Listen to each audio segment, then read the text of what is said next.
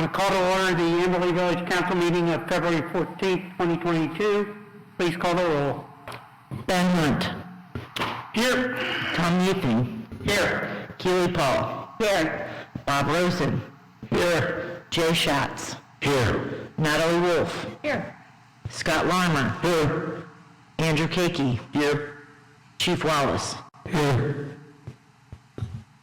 And if everyone could please rise and join me in the Pledge of Allegiance.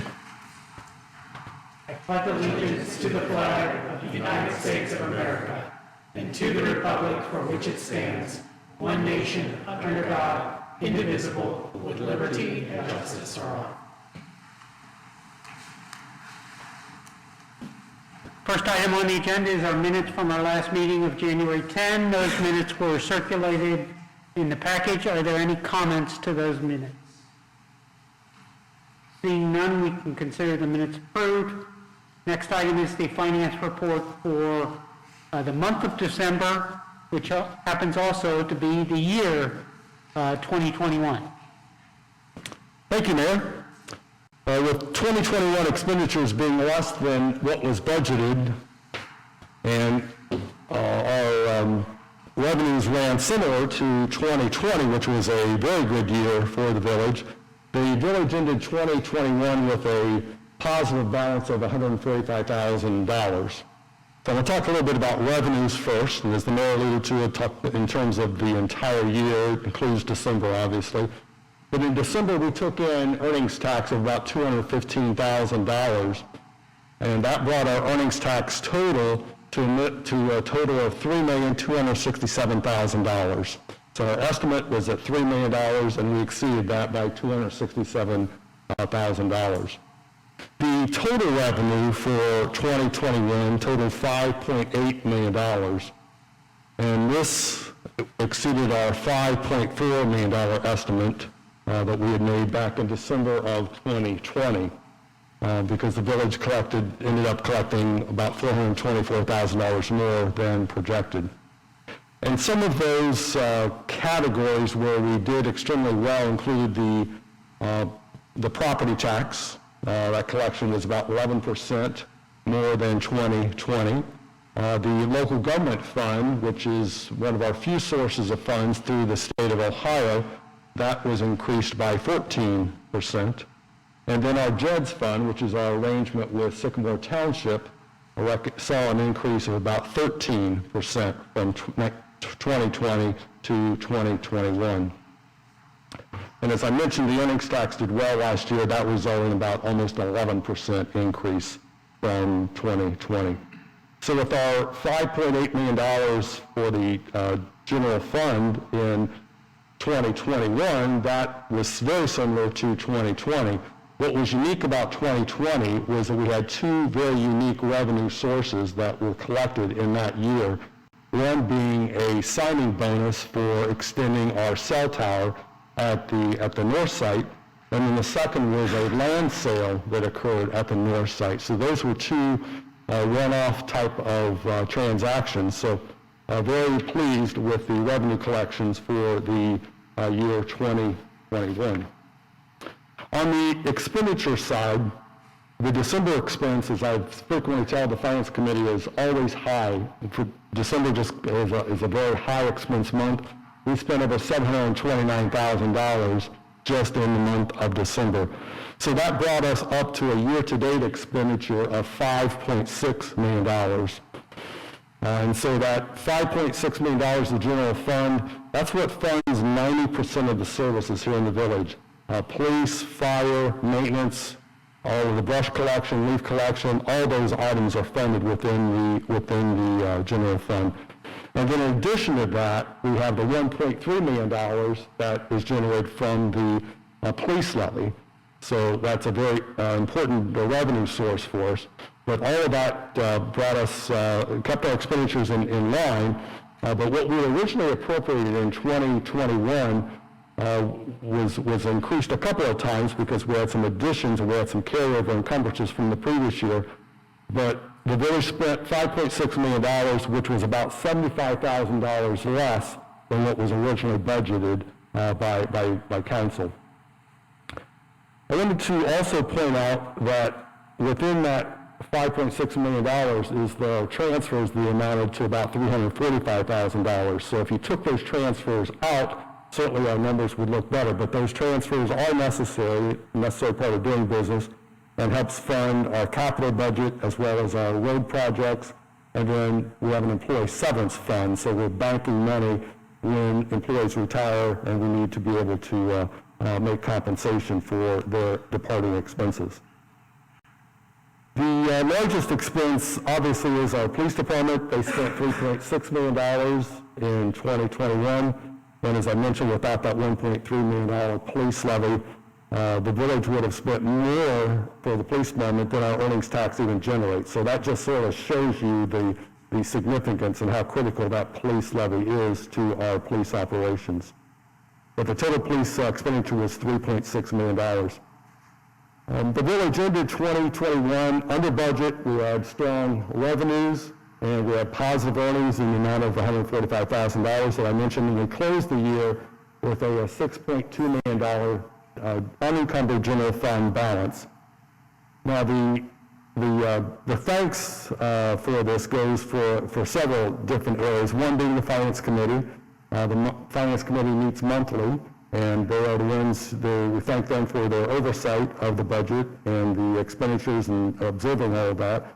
Also, kudos to our department heads who do an excellent job of disciplining their control of expenses.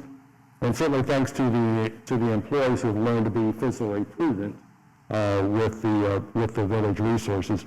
And then lastly, I just want to thank Kathy Harcourt. So Kathy Harcourt is our finance administrator, and Kathy does a remarkable job of overseeing our budget and the reporting. And she attends the monthly finance committee meetings and is very well versed in our finances. So kudos to all of those employees that keep the village solvent and moving forward. So that concludes the finance report and the year-end report for 2021. Are there any questions for the manager?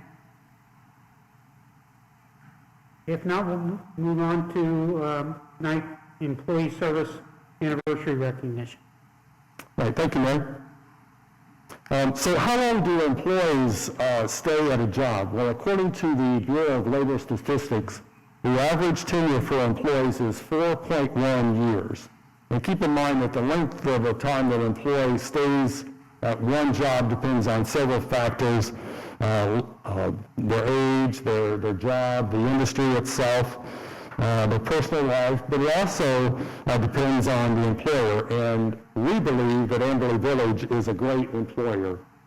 And demonstrating that the village is an excellent place to work and deserving of the loyalty and the longevity of our employees, we want to commend our employees and want to recognize them for their service.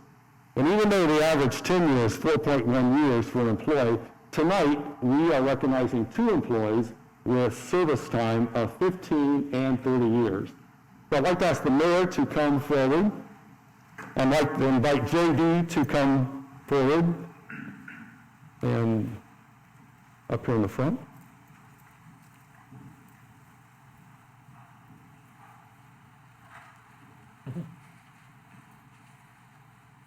So prior to working for the village, Officer James Drake, we call him JD, he worked as a corrections officer, he worked as a mail person, and he began his law enforcement career in neighboring Deer Park in 2001. And wanting to be part of Amberley Village, JD applied and received his police position in 2007, where he also became a firefighter. So he's serving dual roles here.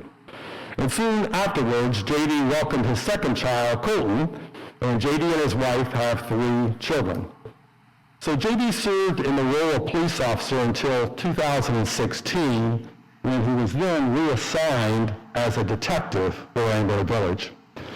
And in 2021, JD was offered an opportunity to work with and learn from other local, state, and federal law enforcement experts with the Hamilton County Heroin Task Force. So we don't see JD around here as often as we used to, but we know that his skill set is growing as he's taking on more skills and learning different tasks. We also know that JD does not normally look like this, his physical appearance. His physical appearance is more in line with his current role with the Heron Task Force, and him being dressed in a suit today is very unusual. I saw him come into the office earlier today, and I did not recognize him. He looked that bad. I want to point out that last week, the Cincinnati Citizens Police Academy recognized the Heron Task Force, and JD was one of the 8 members that was acknowledged. So in December, Heron Task Force Commander and Amberley Village employee Tom Fallon wrote that JD has made our highlight reel the past 2 months for the work he has done. JD is still learning, but fitting in so well on the team. His experience and motivation are certainly benefiting our task. What he is learning, the people he is meeting, and what he is being exposed to will benefit him and Amberley Village for many years. Well, that's a great quote from Tom Fallon complimenting JD. Well, a few years ago, JD was asked what he likes most about working at Amberley Village, and he shared that every day is a different experience. He also remarked on the professionalism of his coworkers. Now, with JD assisting the Heron Task Force, I'm sure every day is totally unique to him now. Well, Officer Drake is being recognized tonight for his 15 years of service, and he is receiving a village lapel pin. He's receiving a certificate commemorating his years of service and a gift from the village. So congratulations, JD, and thank you for your service.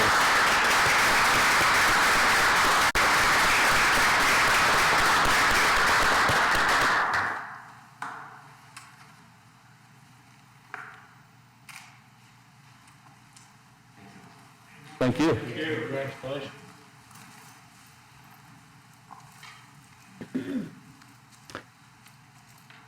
And our second employee is Russ Brown. Come on up, Russ.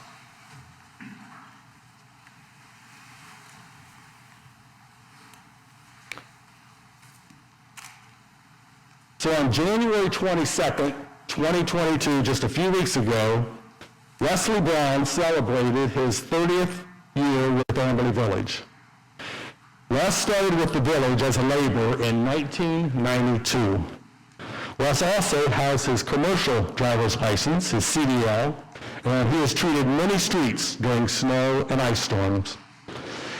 Russ knows the streets throughout the village extremely well. Russ is also a firefighter. So imagine 13 years of working in the extreme conditions of rain, snow, ice, wind, heat, and still had time to get married to his wife Lori and have 2 children, Cody and Natalie.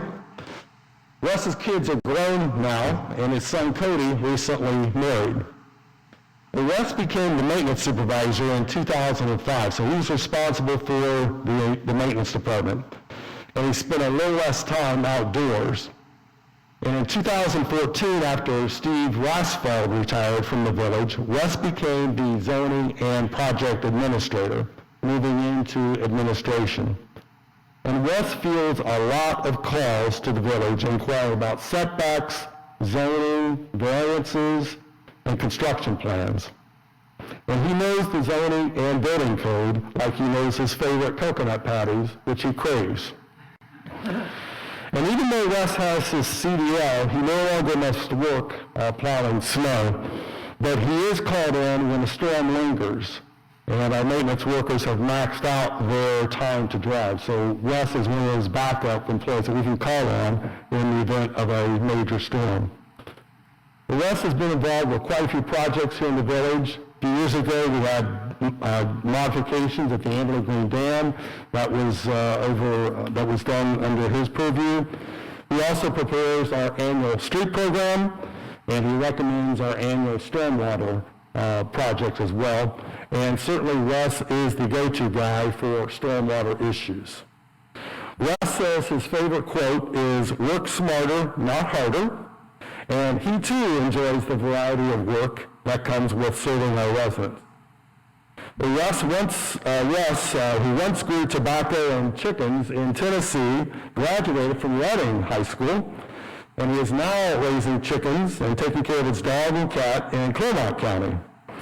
So Russ Brown is being recognized tonight for his 30 years of service. He's receiving the Amberley Village lapel pin, a certificate commemorating his service, and a gift card from the village. So congratulations, Russ, and thank you for your service to our residents.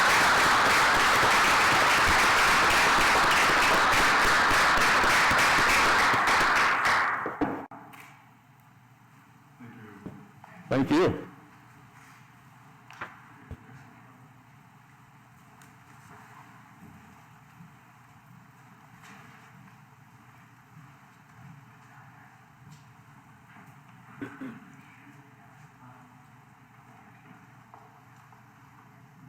Scott, thanks for starting this program. I know we as council have commented on numerous times how we as residents of Amberley benefit so much from the longevity of our employees. And I think this is a great way of recognizing that. So thank you for starting it. And, we definitely have a lot of employees with a lot of experience, which is a great news. But it also stresses the importance of what we've been talking about over the last few years of transitioning and to new employees in the future. Okay, we'll now move on to committee reports, and the first committee is the Police and Fire Committee. Thank you, Mr. Mayor. We have 3 items from our meeting, including a few resolutions that we'll get to here in a minute. The first, we did have a EMS update from our partners with Reading Fire Department. Reading Fire Chief Owens presented a year-to-date information about the Reading EMS services here in Amberley Village. The arrangement continues to be positive for both Reading and Amberley. Reading EMS made a total of 287 runs in 2021, up from 256 in the prior year, and our response times remain around about 8 minutes for response. One of the big messages that I think the entire committee heard was the collaborative spirit between the Reading EMS services and Amberley Police and Fire. Reading EMS was complimentary about having Amberley Police presence on all runs, and Chief Wallace was also complimentary of Reading EMS and their ability to really take care of our Amberley residents when on those runs. So again, just stressing that it seems to be a great collaborative partnership between Reading EMS and Amberley Police and Fire. Item 1, any questions? All right, moving on to item number 2. Chief Wallace presented to the committee the need to purchase a new police cruiser. So several vehicles in our current fleet are approaching or are over 100,000 miles and are in need of replacement. The maintenance cost of the village police fleet swells as the mileage of the police fleet increases, and it's counterproductive to continue spending money maintaining vehicles that are nearing the end of their useful lives. As a point of reference, in 2021, $38,900 was spent on a police motor vehicle repair and maintenance. The purchase of a new cruiser, repair costs will drop significantly, and the new vehicle will be under warranty from the factory and will only incur basic repair costs, as the warranty will last 5 years and 100,000 miles. In December 2021, Village Council approved the purchase of 2 new cruisers as a part of the 2022 budget. At this time, staff is requesting to purchase just 1 cruiser and waiting until later in the year to determine if a second cruiser is still needed. The village expects the lead time for the delivery for the new cruiser to be about 6 to 9 months, with it being authorized hopefully this month. So at this time, I'd like to make a motion to adopt Resolution 2022-4 to recommend the purchase, authorizing the purchase of a new police cruiser. Second. Okay, it has been moved and seconded that we approve Resolution 2022-4, authorizing the purchase of a new police cruiser. Are there any questions or comments? Yep. I was wondering if the 6 to 9 month delay is customary for getting a new police cruiser, or if it's a consequence of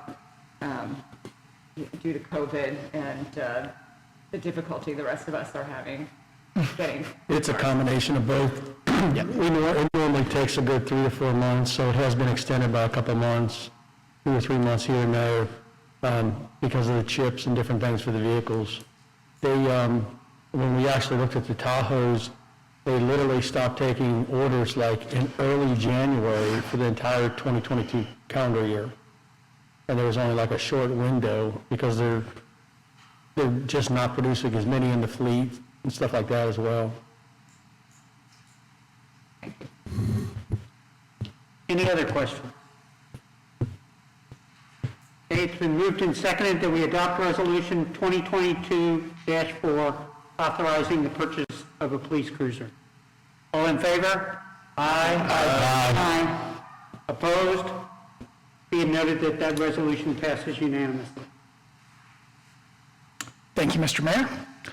The third item from the Police Fire Committee meeting is regarding a request for Resolution 2022-5. To give a little background, we spoke with Sergeant Schmidt-Gosling and Chief Wallace, who presented a plan to improve and replace current required physical fitness testing and to provide professional health services to all Amberley Village employees by Beacon Orthopedics.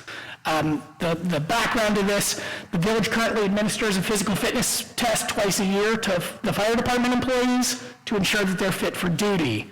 The program has been in place for several years but has not been updated. There have been concerns expressed about its effectiveness and whether or not it's the best tool to gauge physical fitness.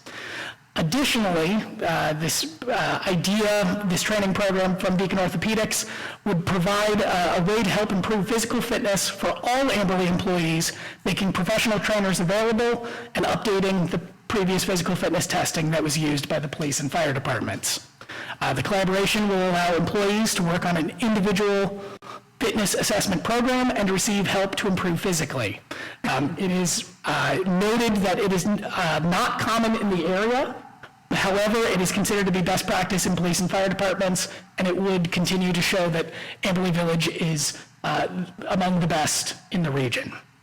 So with that, I'd like to make a motion to adopt Resolution 2022-5, authorizing an agreement with Beacon Orthopedics and Sports Medicine for assistance with the employee physical fitness requirements. Second. Been moved and seconded that we adopt Resolution 2022-5, authorizing an agreement with Beacon Orthopedics. You might just want to mention the total cost. Oh, absolutely.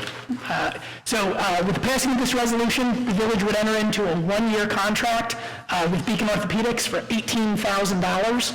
Employees would receive a variety of services provided by Beacon Orthopedics. Okay. Questions? Yeah, thanks. Thanks for your report on this. And Scott, I am sorry that in all of our discussion on physical fitness this afternoon, I forgot to even ask you this. Are there any health insurance incentives or discounts that we qualify for as a result of Amberley undertaking this action? There is not, because the village has a separate wellness program that our employees who have village insurance have to comply with. So there are other boxes that have to be checked by the employees. So this may lead to something, but it is not currently part of the plan to have it be beneficial. We have talked internally about if there's anything we can do to incentivize this, because we think that would help this go a long way.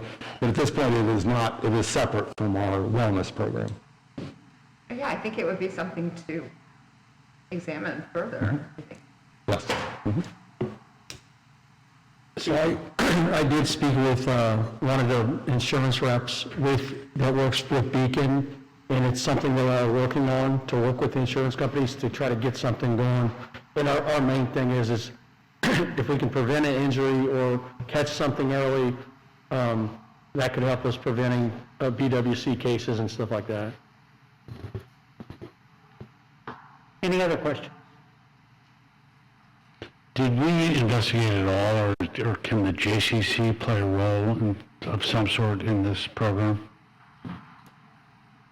So about 3 years ago, I started reaching out to different places that have personal trainers and like Oxford Physical Therapy and a few other ones, trying to figure out somebody that would partner with us. And no one in this area had heard of doing anything like this for the public safety. The J really doesn't get into that. We've even tried to reach out to Mercy Health to try to work with them when they went in, hoping them being in town, we can actually bring our business to them to do our department physicals and stuff, but that really didn't work out. And the thing, the difference is the trainers at the JCC are personal trainers, and what you have with the trainers that are working like Beacon and stuff, they're actually recovery and prevention trainers. So they actually are set up to do, whether it's electrical stem and, ice and all the different things like that to help you get for recovery as well too. Thank you. Any other questions or comments? If not, it has been moved and seconded that we adopt Resolution 2022-5 authorizing an agreement with Beacon Orthopedics. All in favor? Aye. Opposed? Be it noted that that resolution passes unanimously. And that is it for my report, Mr. Mayor. Thank you. We'll now move on to the We Thrive Health and Wellness Committee. Thank you, Mr. Mayor. So this is just meant to be a touch base, an update on the committee, who has been working extensively with Hamilton County Public Health to create an updated action plan that has just been finalized. There are 3 main goals in the We Thrive Action Plan. The first goal is to partner with local organizations around the health events, continue partnerships with organizations like the JCC, have been very successful with Yoga on the Lawn. Would like to start up a kickball league as well as pickleball. There's been a lot of interest in pickleball.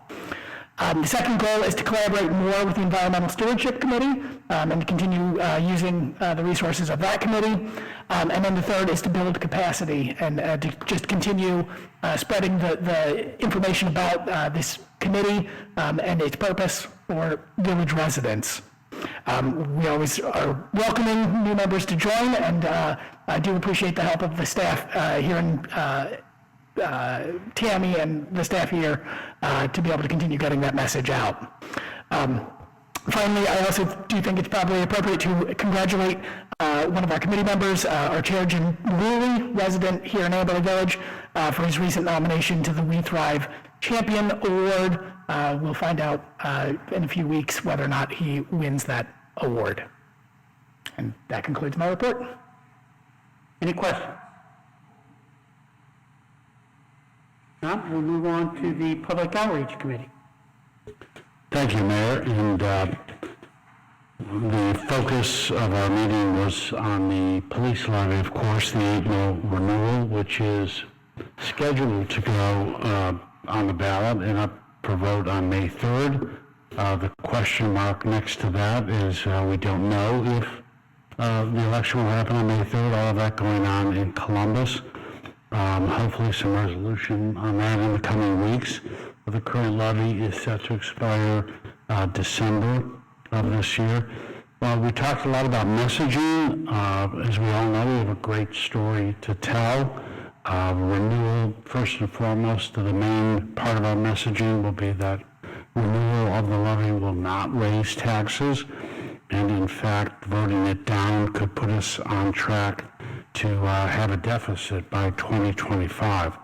Because of the success the village manager shared with us with our finances, I think a lot of our emphasis hopefully will be on raising up that success and the momentum that we have moving in a direction of getting to a point where we don't need this money, but at this point we do, and we need to stay on this course. So we're moving in the right direction. Obviously, our police department is efficient and effective, and the chief is going to go out and do some events that will give him an opportunity to tell a story. And he's our secret weapon and popular, and we'll have some house events where neighbors can sit with other neighbors and hear more about how this levy has helped us keep a safe community and also played a big part in helping get our finances back on track. So we will keep you posted. Any questions? Thank you. We'll now move on to the manager's report. Thank you, Mayor. There were three items I wanted to highlight out of the village manager's report. The first one was in the report from the maintenance department. I want to bring attention to that. Maintenance supervisor Tony Chesney pointed out that their department picked up the road striping walk behind unit. So I wanted just to elaborate on this because this is a good example of the use of resources by village employees. We currently have a paint striper that is probably 20 or 30 years old. To replace it, the cost is going to be $39,000. And keep in mind, it's used for line striping and crosswalks and stop bars and things like that, and arrows and things of that nature. It was be a $39,000 expense, and it was due for a replacement this year.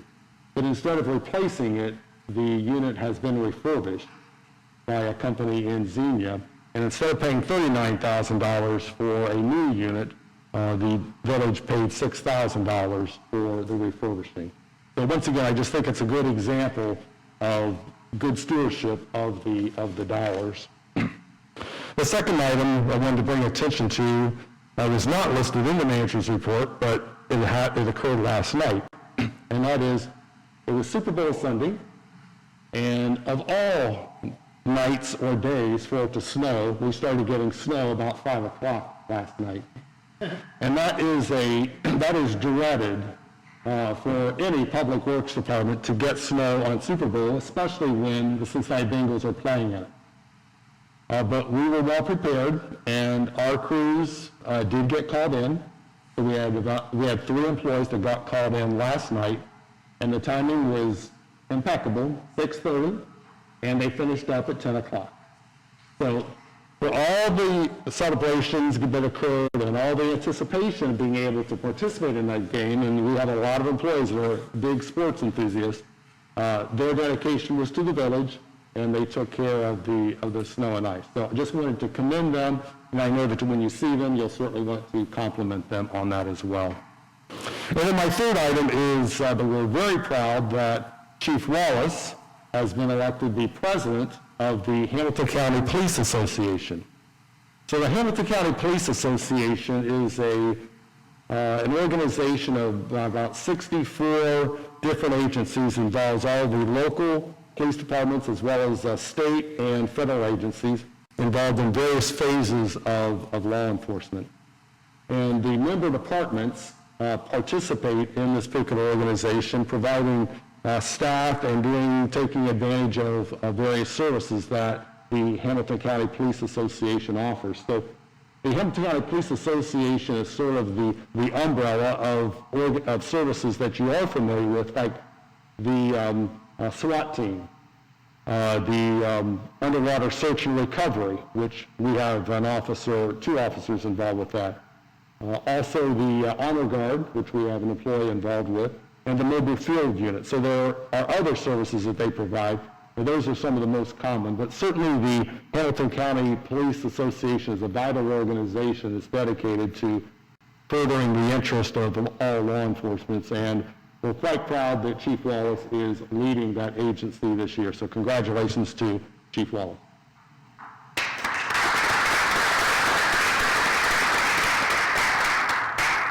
And that concludes my report. Are there any questions for the manager? I do have a quick question. Does the complexity of that snowstorm cause any additional financial constraints on us? I mean, did we spend more money on that storm than we would normally spend? Yes. So this particular storm was unique in the sense that it was not snow, but it was a combination of some freezing rain, but primarily sleet. And the sleet adhered to the pavement in a much different way that snow does.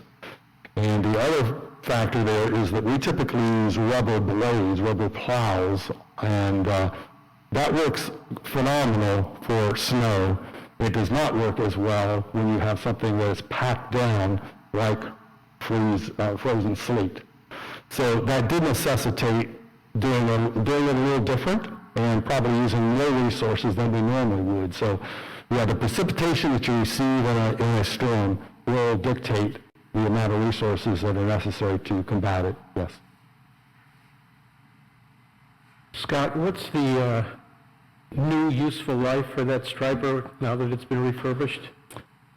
I think the village can expect probably another 15 years out of that striper, yeah. Any other questions? Okay, Chief? You've already spoken up? I'm going to pass tonight. Okay. Okay, on the mayor's report, a couple things. I mentioned last time we have a couple appointments to do. First, on the Human Rights Commission, for the new council members, the Human Rights Commission has 5 members. Under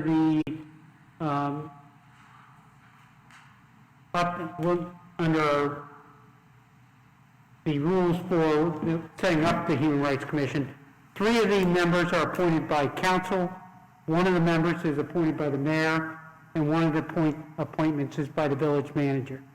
They're all 3-year appointments, but when we started the Human Resource Commission, we wanted to have staggered terms. So initially we had some people that just had 1-year terms, 2 years. We're now to the point where we're starting to get the people that had 3-year terms are coming off. And in fact, 2 of those, Nancy Warren, who was a mayor's appointment, has finished her 3 years and is willing to serve another 3 years. And so that will continue to be my appointment. I think it's doing a great job, and I think, it's right to continue.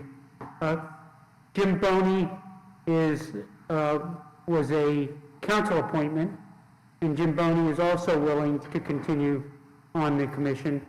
So I hereby move as a member of council to appoint Jim Boney to another 3-year term.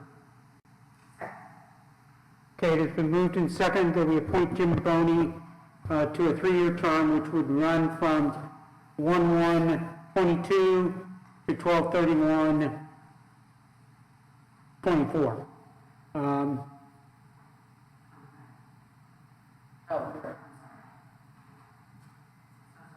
That's all right. Are there any questions or comments? If not, it's been moved and seconded that we appoint Jim Boney to the Human Rights Commission. All in favor? Aye. Opposed?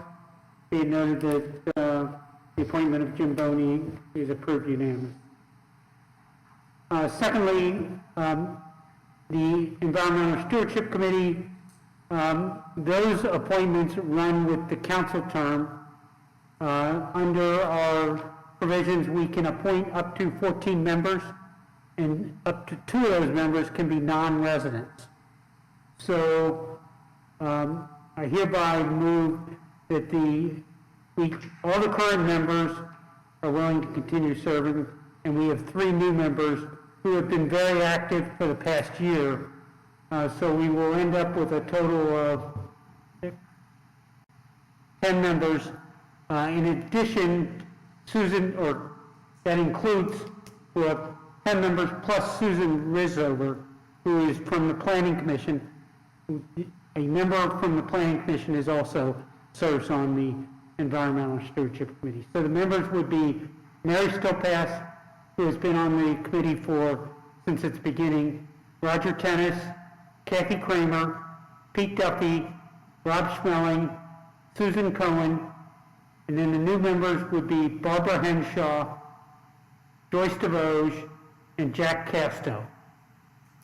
So I hereby move that those members be appointed to a 2-year term to serve on the Environmental Stewardship Committee. I second. Okay, it has been moved and seconded, and I'll give you the list of names so you can get them in the minutes. Been moved and seconded that we appoint the members of the Environmental Stewardship Committee. All in favor? Aye. Aye. Aye. Opposed? Be noted that that appointment is approved unanimous. Next, we received and related to the We Thrive Health and Wellness Committee as well as the Environmental Stewardship Committee.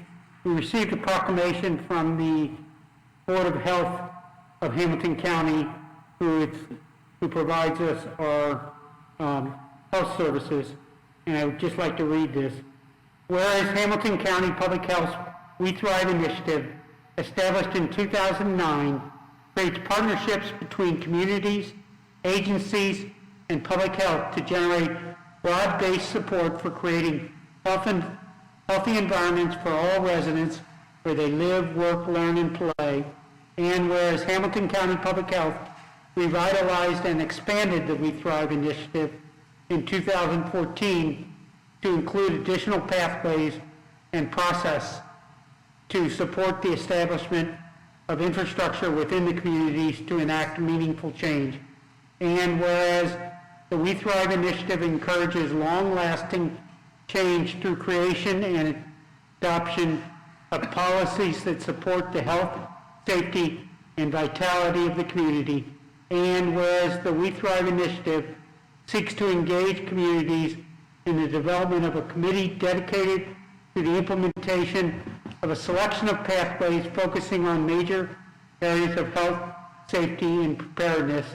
And whereas Amberley Village has assumed an active leadership role in improving the health and safety of its community members as a We Thrive community, now therefore be it proclaimed that Amberley Village has successfully met or exceeded continuation requirements for 2021 We Thrive community recognition.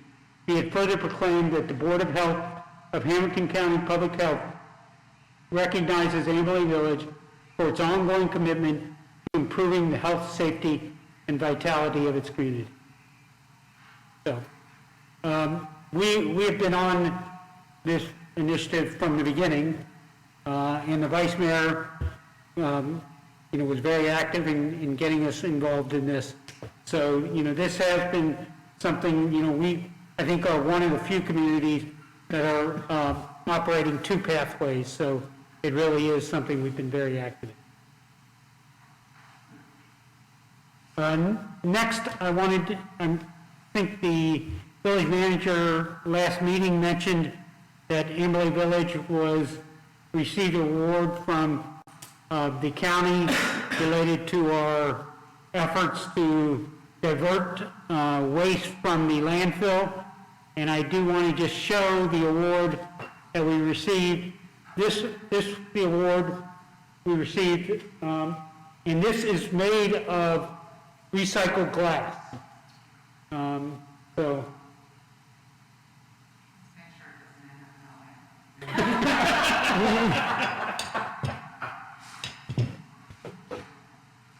And then the last thing I wanted to mention was the Environmental Stewardship Committee's next meeting will be February 28th at 7 o'clock down in the community room. And that concludes my mayor's report. Well, I wanted to say something about the Human Rights Commission. They also have a meeting coming up, but the Human Rights Commission it came about through efforts to pass an ordinance someone who lives in our community who is gay thought that we should be aware that there weren't any protections for gay residents to live, work, and play in Amberley Village. And that was the impetus to go on a very long journey to pass an ordinance that would allow for those protections. And so the Human Rights Commission actually came out of the ordinance that we ultimately passed.